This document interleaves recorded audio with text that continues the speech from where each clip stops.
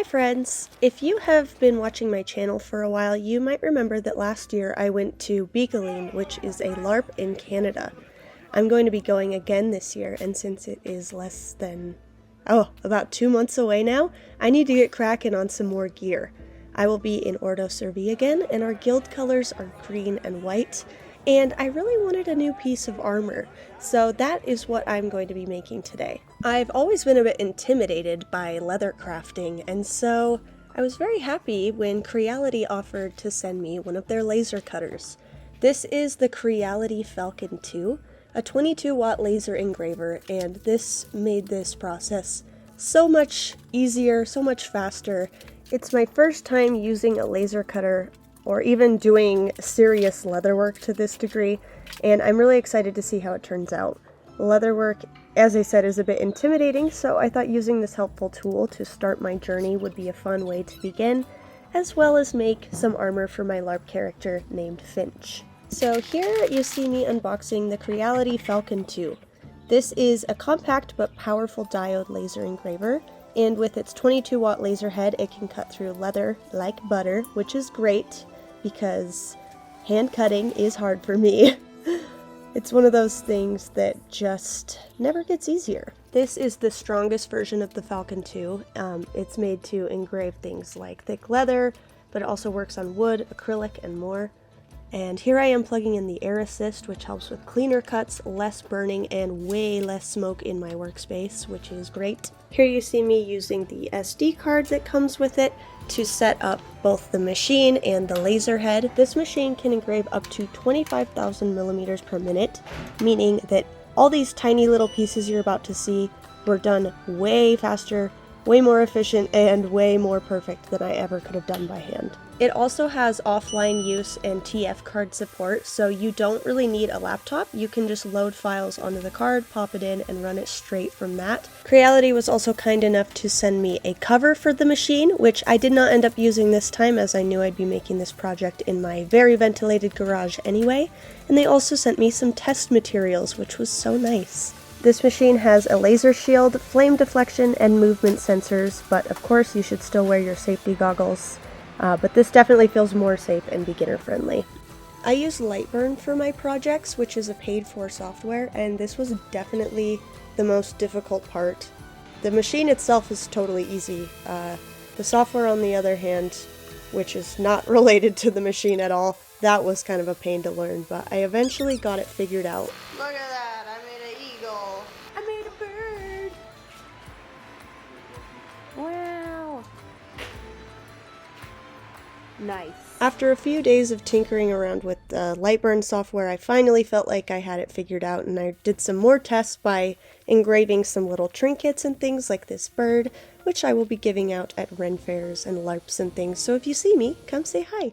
Now it's officially time to start the leather part of this project, and as you can see here, this clip is sped up quite a lot, and I am still struggling, and this clip still feels so long even though it's sped up.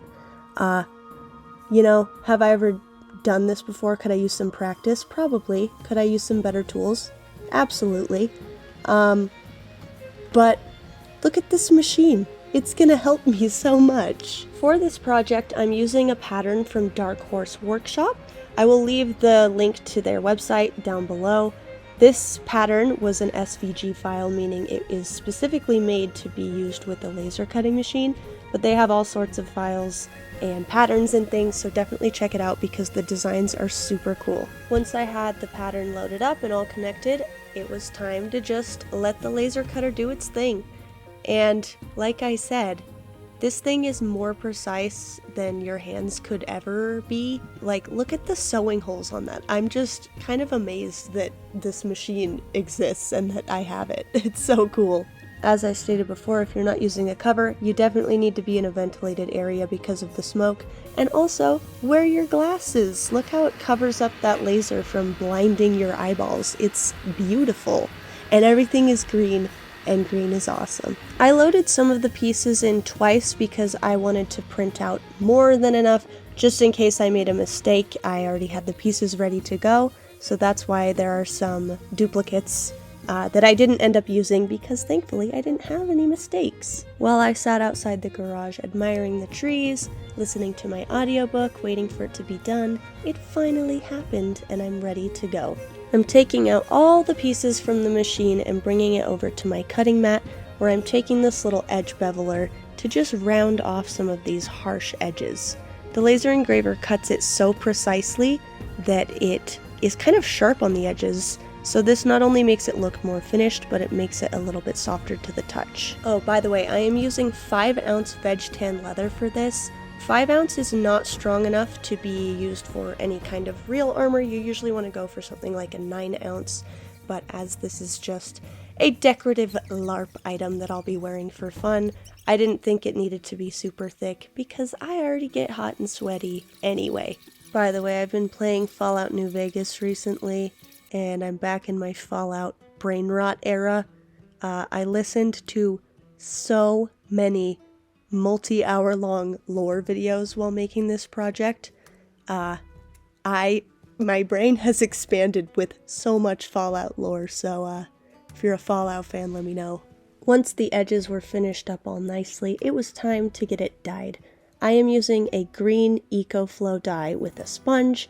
I kind of wanted a splotchy look because I like some purposefully weathered garments, especially for LARP.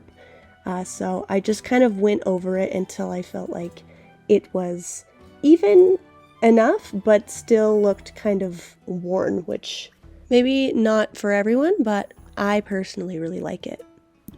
Probably should have done this first, but I don't really know what I'm doing with leatherworking. This is my first true leatherworking project. So here you can barely see me because I'm out of focus, hollowing out a portion of the neck point on the inside so that it can bend. You just kind of carve it out and get it wet and bend it into shape, and that way it will be much easier to attach to the other pieces. I tried doing some of the stamping on my table, and my table was just not sturdy enough, so here I am on the concrete with a little ant friend who I hope enjoyed my show I put on for him. Then I was able to move on to using these blind rivets, as they're called, which are just like a 2-piece rivet that I'm hammering in place to keep it all secure. And now this marks the point where I got a giant blister on my hand from hand sewing. So I've never sewn through leather before, and even with the holes already being in place, it's just so hard on your hands, and I did not know. I also don't have a stitch pony, so I kind of invented one with things that I had. I used a paper towel and this clamp, and I did a saddle stitch, and it worked okay. It wasn't great, but it was better than it just flopping around, so I guess there's that. I actually really like doing a saddle stitch. I don't find it that difficult, other than the amount of pressure that it puts on my finger, which is where I got my blister. But anyway, it worked out just fine, and I'm really happy with how it looks. I think it looks really clean. For those of you who do leatherworking, this saddle stitch on this front piece and the back piece took me just under 3.5 hours. Is that normal, or am I just slow? I'm just curious because I feel like it truly took forever, but maybe I'm just needing practice. Is it the last step? Final grommet. Or whatever these are called. I don't know. My brain doesn't work anymore. I've been hand sewing for like 3 hours. Okay! Nice! It's a thing now that I can wear. Isn't that fun? It looks so good. Ta-da! Wow. And now I'm gonna shape it to me a little better. If there is a proper way to do this and this is not it, let me know. This just felt like the most straightforward way to do it. The final thing to do was paint on the gold detailing and add a satin sheen. This hand painting part was very satisfying and very easy compared to the hand sewing, so I did not mind that it took me a while, and ultimately I think that the final result looks really cool, so I'm just gonna let you see it.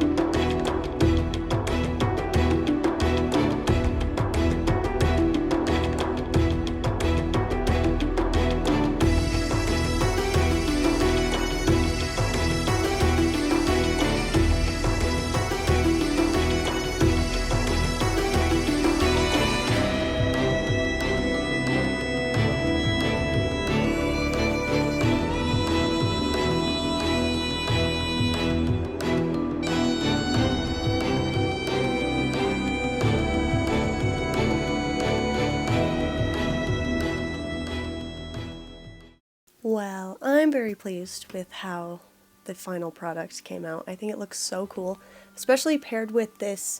This is the DIY gambeson I made out of a thrifted jacket, so if you want to see that thrift flip video, I will leave that up here for you. But yeah, I thought it looked so nice with this.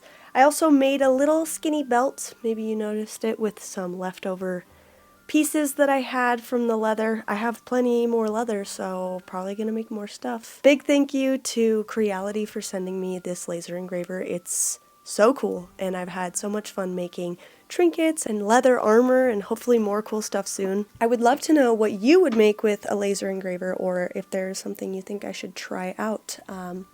Because now I feel like I kind of understand how it works, so it might be cool to try some more fun stuff. If you would like to check out Creality for yourself, check the description. I will have some information there for you, and I'll see you very soon with another video. I have lots of crafts coming up, so hope you enjoyed this one, and I'll see you next time. Oh, and happy Pride! Bye, everyone.